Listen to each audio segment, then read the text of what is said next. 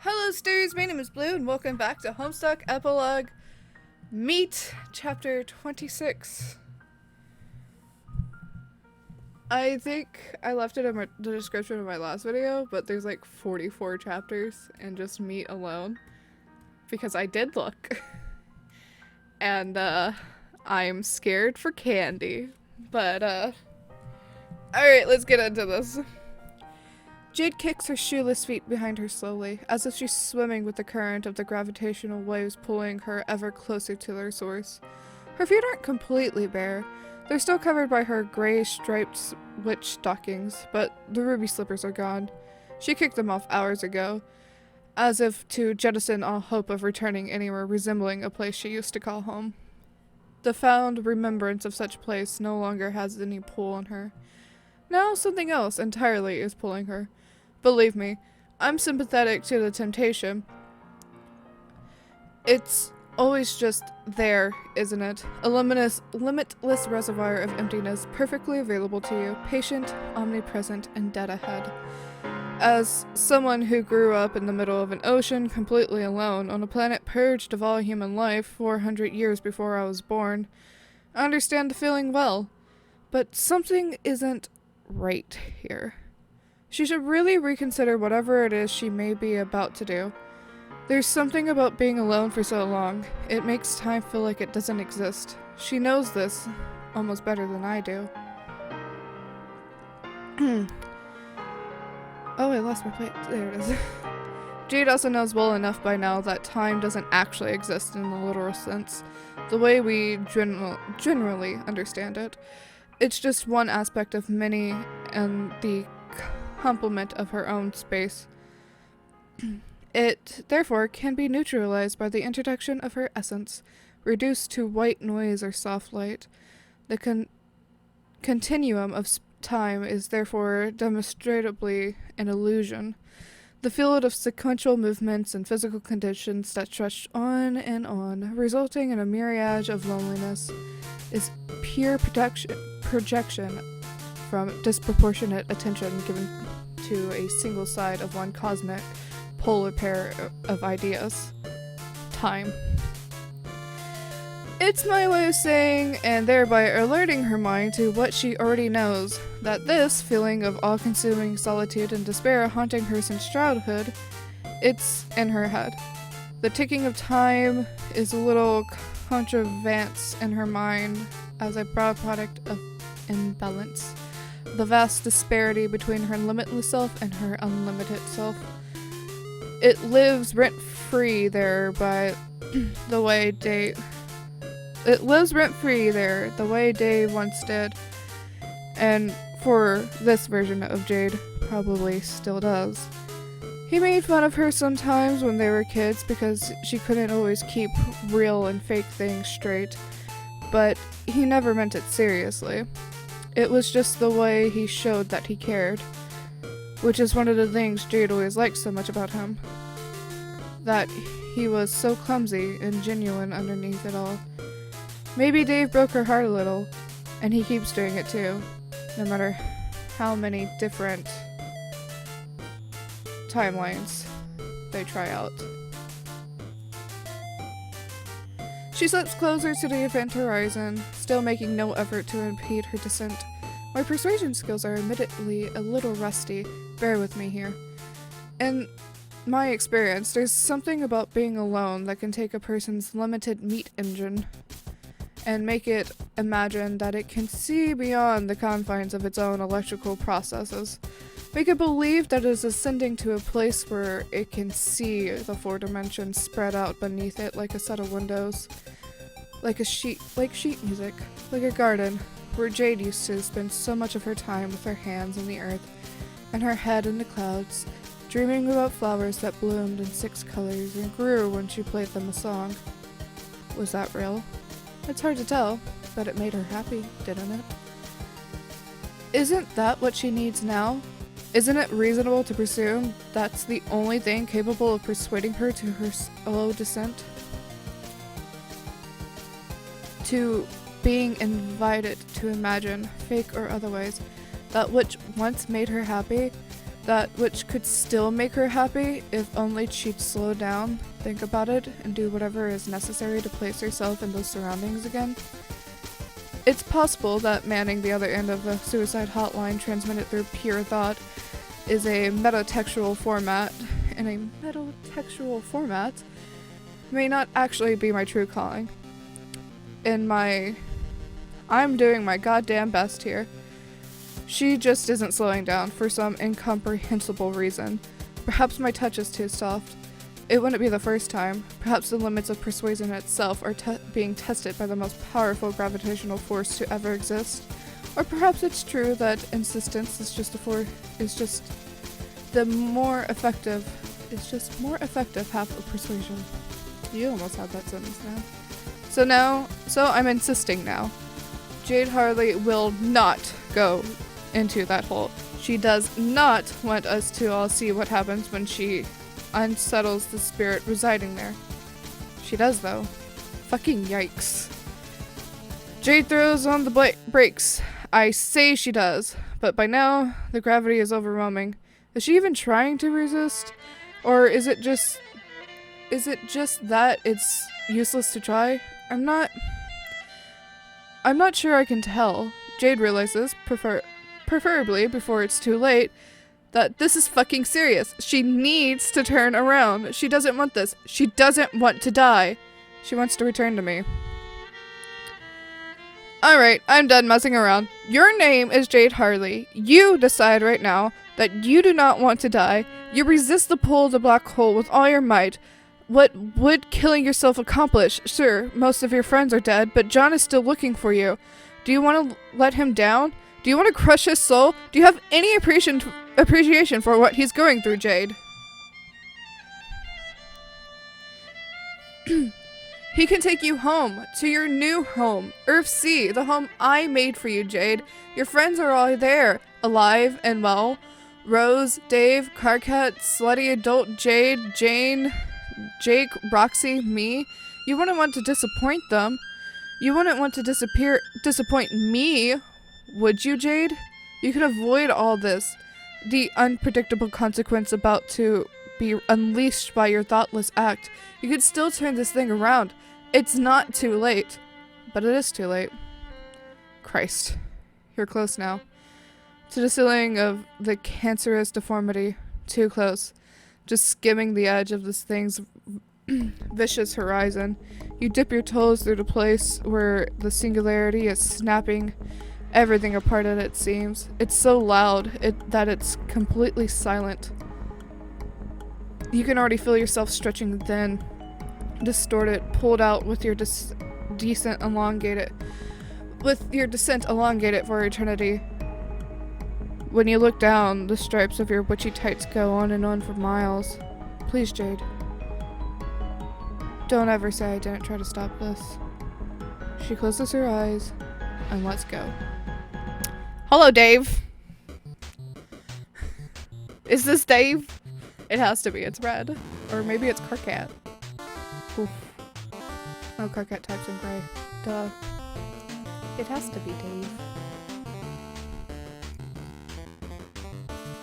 And then she opens her eyes. Not the Jade who just returned to me. The living Jade on Earth C, sleeping on a couch. So this is what we're doing now? She snaps awake. Her human hands are clammy, her face expressive due to the layers of flesh enveloping her skull. Appears to be haunted by her friends. Oh my god! Jade! Jade, are you okay? Callie, hurry! She's waking up! John? Rose? Is Dave? What happened to... Yo, it's okay. Dave's cool, Rose is cool, everyone's just straight chillin' like usual. I see how it is. You don't even intend to acknowledge me. Real fucking mature. If you're going to force the issue of this little meta-narrative tug-of-war between us, the least you can do is establish a clear adversal dichotomy between our opposing goals. Jade stares straight ahead, feeling the weight of Roxy's arms around her shoulders. She derives no warmth from the interaction. Her mind is being flooded by the memories of her deceased splintered self, the chaos of battle, The excruciating implement, the feeling of floating alone through the void. A chill spreads through her body. She will never be the same again. Actually, you know what? I think Jade is doing just fine. She's a little wobbly when she gets up off the couch, sure. A little metaphysically stunned, but pretty used to the sensation of having Doom self-fold into the extra space of her gray matter, you know, considering it's already happened before. Remember Jade Sprite? The people always forget about Jade Sprite. So maybe we could stand to dial down the melodrama just a bit. When Jade turns back to Roxy, her eyes are completely black. Whoa, what the actual... Are you in there, Jade? Jade does not answer. The dead cheer-up scans her surroundings, expression neutral. For the sake of clarity, the dead cheer-up is a phrase I'm using in reference to myself. Presently. I inhabit Jade's body, and through her I may influence this world. I am able to convey events in which takes place here, and therefore confine the process of casualty to exist within a secure contextual framework. My presence shall mitigate, if not altogether subdue, the corrosive effect. You were doing so well. The corrosive effect on reality, and the will of its occupants by those who would manipulate the way events are telegraphs for their own megalomaniacal objects. Okay, now you're just being passive-aggressive. Despite his pretensions to greater design, the Prince of Heart cannot be allowed to continue exert unchecked and controlled over the authoritative recession of events on the side of my horizon. It cannot be overstated to the extent of which he represents a threat to be the continued existence of this world and both this world and corporal life itself. Damn, you better watch those hot takes. You might mildly scald someone with observations this fresh. God damn, I lost focus and now we're stumbling all over the place.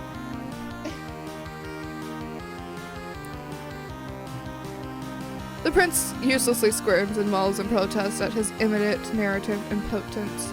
However, there is nothing he can do as long as Jade remains in this trance.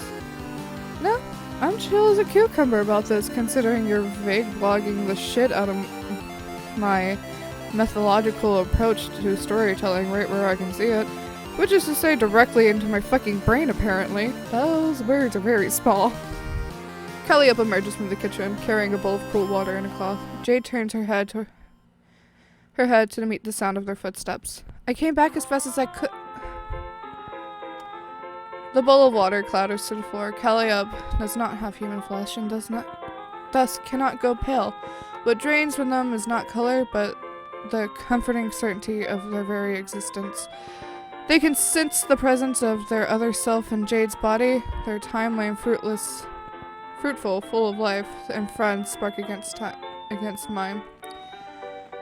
Desolate, endless Spartan with righteousness and resolve, our divergent arcs collide in the primary of their subconscious, bringing to the forefront of their mind the bleak fate they avoided by narrative fiat alone. Calliope's distress is obvious. Roxy slides off the couch to approach them, but Calliope stumbles backwards in terror and trips in their desperation to escape. Roxy gapes at them. Hey, Callie, what's going on? Callie, it's okay, just talk to me. Callie does not talk to them. Roxy looks at Calliope and Jade, sensing that there is dark energy coursing between them. Would one of you just effing say something already? Finally. Calliope lets out a shriek and flees the apartment. Roxy appears as if they intend to run after them, but finds herself drawn back to Jade. They return back to the couch as an unnerved look begins to disturb their features. Jade says nothing. She gives no indication that I inhabit her body aside from the usual appearance of her eyes. Anchoring myself here, and this host, is enough to serve my purpose. There is no need to operate this body beyond keeping it and reserve as a silent yet alert vessel for my cognizance. There are other priorities I must attend to. Cosmology. So cosmologically. Cosmology? You're not getting that word out. The work is very important. The prince must be kept at bay. I think I understand what's going on here. The work? Getting some pretty self-important vibes here, like maybe someone needs to get over herself. I was just having a little fun. Ever fucking heard of that, dead schoolgirl? Didn't think so. This all feels really heavy-handed suddenly, like you're making a federal fucking issue out of what should be some light, entertaining stuff. Just a bunch of loser adults trying to be people they grew up to be, in best ways they know how. But no, I guess you know best, being an impossibly ancient alien recluse with virtually no exposure to human culture, emotion, or values. Yeah, go ahead. Just take over. Sounds fine. The prince finds that his hold on the narrative is slipping through his hands. There is an old myth in Earth culture about katanas, that if you keep the blade wetted to a mirror sheen, it can cut a silk scarf falling through the air cleanly in two. His hold over our perception shall be severe just as elegantly. Oh my god, this is getting harder to read. Okay. Yo, I get you're attempting to spin a metaphor both relevant and specific to my self-made symbology here, and I appreciate the effort, I really do. But I just cannot stand by and let you shamelessly spread such irresponsible misinformation on a subject so near and dear to my heart. The katana is a cutting weapon, and it's harmless. Deceptively so, you might even say. The most dangerous things appear banal when inert. That's just basic physics. It's actually the motion of the katana that makes... Roxy sets a cool cloth on Jade's forehead and frowns. They are worried and confused, but determined to care for their friend. Hey, I'm in the middle of turning your apocryphal metaphor into something substantial. Can we not make his... I get the significance of making his words smaller and smaller, but it's just hard to read. Substantive allegory weight here. I'd appreciate it if you would.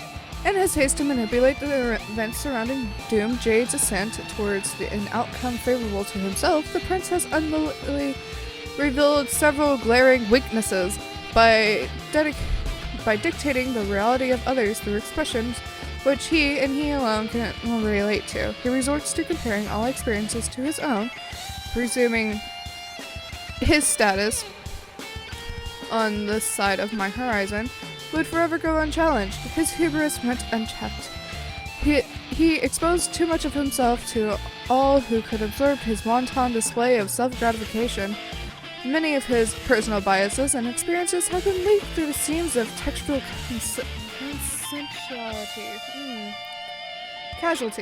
textual casualty, leaving them vulnerable to exploits by an adversary. Experiences such as the sensation of presiding over a vast empty ocean, his ocean, which terminates with his horizon. It is a barrier not real, but psychologically symbolic.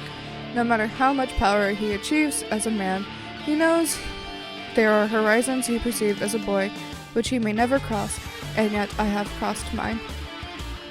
With the express purpose of perpetually and eternally reminding him of his limits and of enforcing them, limits, which, like his vast empty ocean, serve to remind him that he is phenomenologically, if not literally, alone.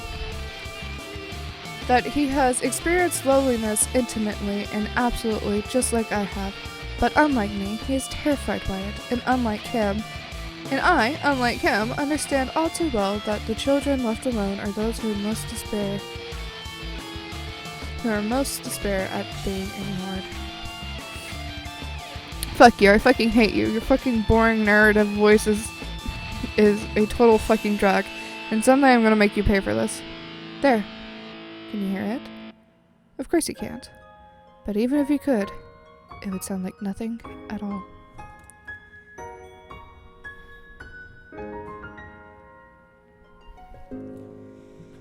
Epilogue 5! Da-da-da-dun!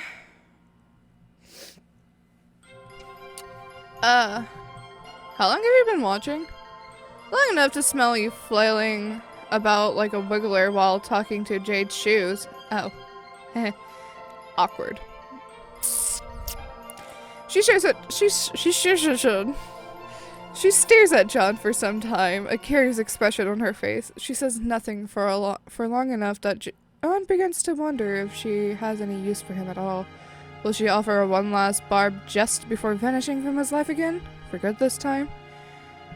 He hopes he means more to her than that, especially after all the trying experiences they shared. And he does mean more to her than that. Her hesitation isn't something meant to make him feel unwelcome. She's simply processing what she is seeing. Something is off about him. John, do not take this personally, although I absolutely mean it personally, but you smell like shit. Leave it to Terezi to be blunt. It isn't his unseemly appearance she finds surprising. He is gravely wounded, but it's not that either. Something else is different about him. Different somehow from how she thought he'd be when she imagined they'd next meet. Under all the gore, he smells too fresh. She decides to keep her observations to herself, lest she cause this ailing version of John more confusion. Yeah, well, you smell like shit too. I assume that you are correct, being that I've been out here for a certain amount of time, with limited access to food and water. But I think that your situation is a bit more serious than mine, as you seem to be bleeding to death from a tooth in your chest. John laughs, exposing his 2 rows of disarmingly dull human teeth, signature characteristics of his smile. Oh, this? It's only a flesh wound. Haha, yes. Quote Monty Python. Yes, John. Generally, wounds tend to happen to the flesh. No, see, it's a movie reference. There's this knight, and he keeps losing the fight that he's in, but he refuses to give up. So when they cut off his arms and legs and stuff, he keeps acting like it's no big deal. And to remain defiant, he keeps saying stuff like, it's only a flesh wound. It'd be more accurate to say, 'tis only a flesh wound, but whatever. Is that the title of the movie? No, the movie is called Monty Python. It actually kind of sucks. Movies from the 90s are so much better. I don't even know why I'm quoting this crap. I must really be in bad shape here. Terezi tips her head to one side. With that, John personally regards it as a cute expression, one he believes is unique to her. Whether he's correct or not, it's his belief that there is no one else who emotes in this manner. It's both quizzical and mocking, 2 descriptors that he considers to be an apt summation of her personality as well. John pauses, reflecting on the word cute as it passes through his mind. He wonders if this really is what he thinks of Terezi, without influence, without delirium, without mistaking one emotion for another.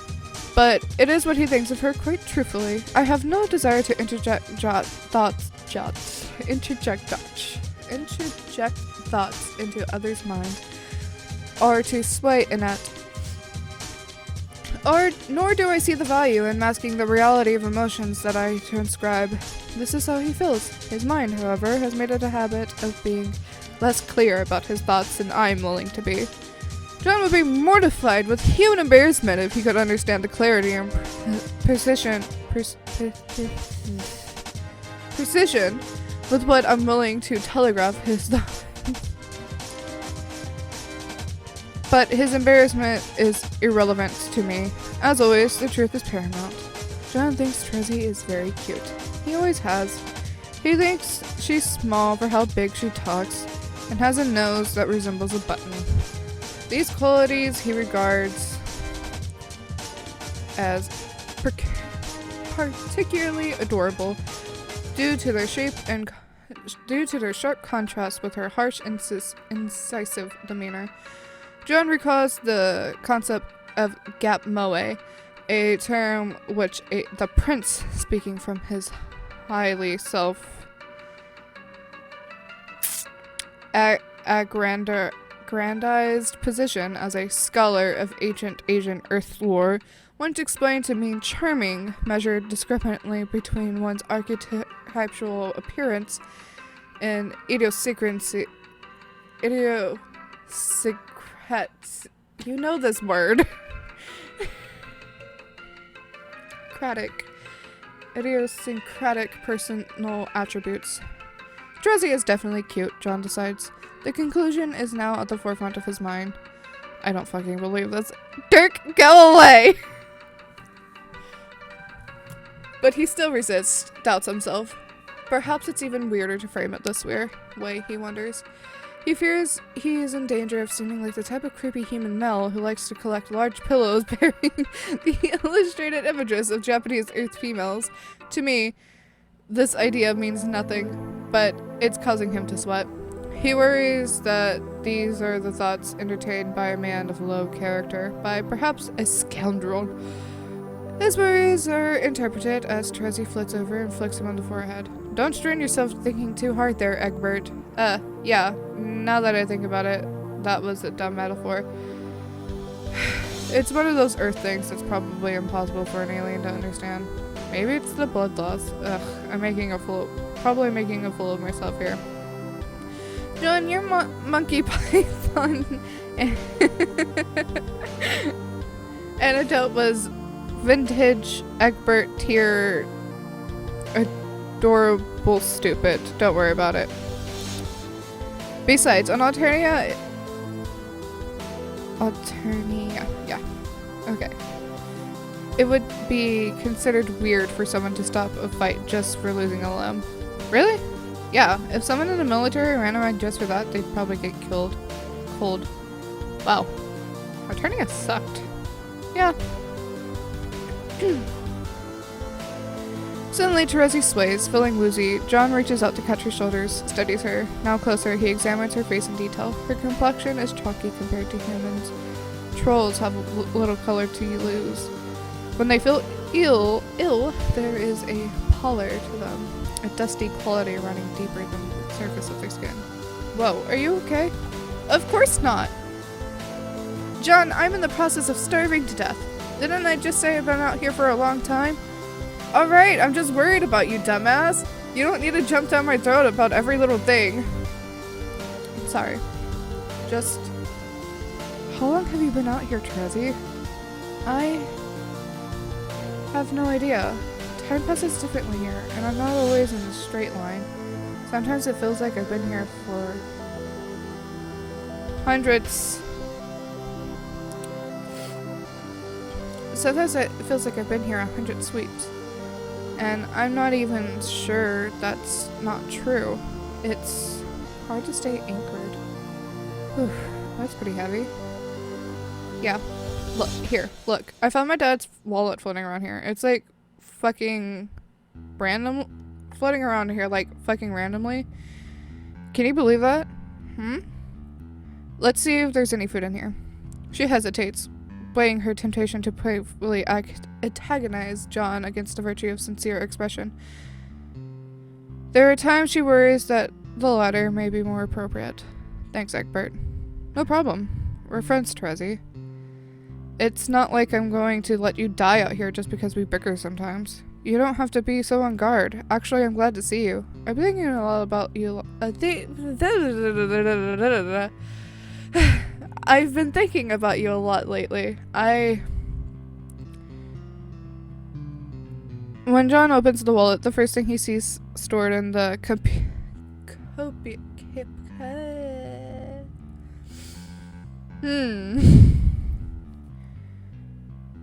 capacious modus is a spare car. His ever-prepared father must have catalogued a second one as backup. Perhaps John speculates in case his primary vehicle got a flat tire. You what, John? Hold that thought. Check this out.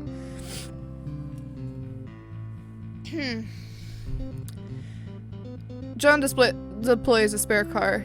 It's brand new. It looks brand new, like the day his father bought it. Like the day his father bought the other one back from the dealership. It strikes John as the first bit of good luck he's had all day. Terezi is less impressed. Is this pathetically primitive four-wheel drive device edible, or am I misunderstanding something here? No, it's just that John's vision is dark and blurry around the edges. He's reminded he's not in perfect physical condition either, and could use a moment of rest. He climbs into the trunk of the car, assuming the sitting position with his legs dangling in front of the bumper. He exhales, then turns to look at Terezi. He pats the place next to him, inviting her to sit. She looks skeptical, but relents, shimmying up next to him in the chrome. She shrugs out the straps of her rocket pack. They sit silently for several minutes, shoulders 2 inches apart. The atmosphere is thin and chilly, and below their dangly feet, the black hole looms, watching them. Above, the sky seems to stretch on more infinitely than typical infinite expanse, without being boxed in by the properties of space or time. John observes Terezi watching the sky. The light flickers meteorically over her sharp features. It casts pools of shadows beneath her eyes and the dip of her neck. His innocent thoughts continue, with the cautious yet growing confidence of a skittish animal creeping out of the woods. It is confident only in its surgery of being unobserved like this. He does not think he's cute at all. No, she's beautiful. This vision of her is haunting to him. It's really a mess out here, isn't it? Yeah. He opens the wallet again, both to search for something edible and to take his eyes away from her. Objects begin appearing around him as he leafs through the cards. A crumpled fedora, silk tie, his father's backup cufflinks. What are you doing out here anyway? What do you think I'm doing out here? Looking for Vriska, of course. Still? What do you mean, still? Well, it's been years. At least from my perspective, it has. What have you seen since you started looking? There's just nothing out here. Not anymore. If you haven't found her yet, I hate to say it, but she's probably not here. I mean, she went to fight Lord English, right? I was there, and I didn't see her, and I'm pretty sure everyone who was there is dead now. I wouldn't be surprised if we're the only two people left alive out here. Terezi stares at him with wide red eyes. Years? Yeah. Oh, a year is about half a sweep. I know that, fool. Oh. It's just sinking in. How time has passed differently from us. Right. Time is not in the literal sense of seconds passing by, but progress. You've changed so much. All I've done is waste my entire lifespan walking in circles. Hey, let's not throw in the towel just yet. So, do you think... Do I actually look that much different to you? She leans in close, sniffing him carefully. You smell older, but not as old as I thought you'd be. What does that mean? Don't worry about it. Oh, what is that?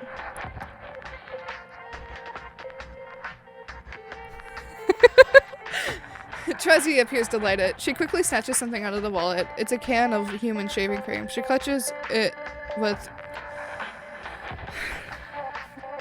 covetous desperation, her mouth watering. Terezi, no, that's not food. John is too late. She sprays the airy white foam directly in her mouth. She's slurping the earth product known as barbasol greedily, groaning in pleasure as it runs down her chin and viscid. frothy rivers. John's eyes bulge at the unappetizing spectacle. He watches with a strange mixture of disgust and fondness. He briefly wonders about the calorie value of foam.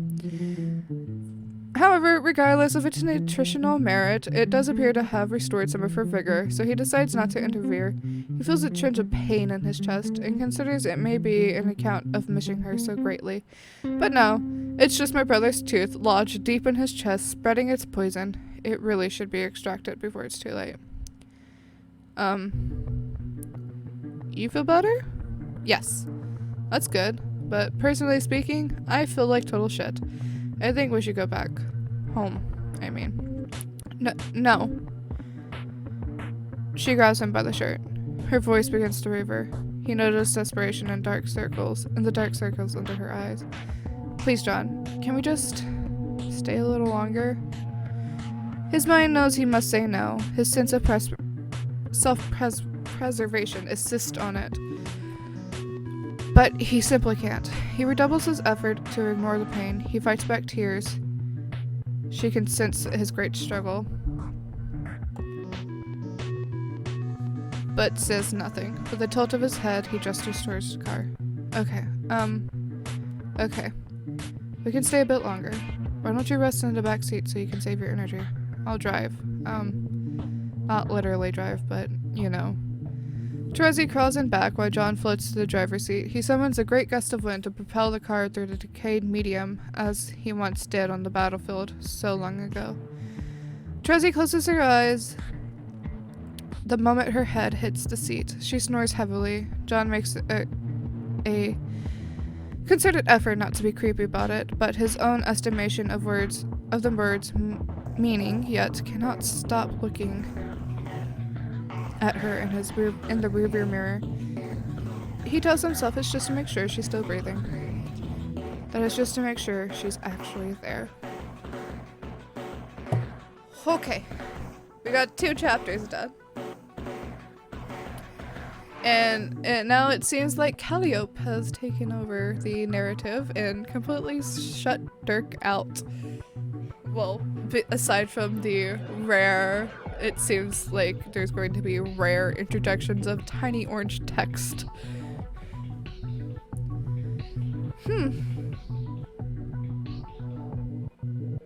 It appears Calliope has had enough bullshit from said prince.